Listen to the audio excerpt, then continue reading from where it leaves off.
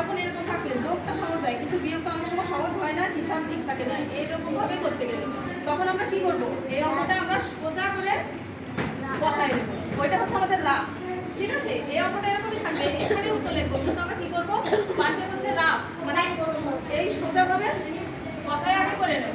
দেখো 325 থেকে 0 দিয়ে এটা হচ্ছে আমাদের রাফ, এইভাবে করে নিব আগে রাফে, ঠিক আছে? এবার তাহলে আমরা বিয়োগ করি, 5 থেকে 3 বিয়োগ দিলে কত থাকে? 2।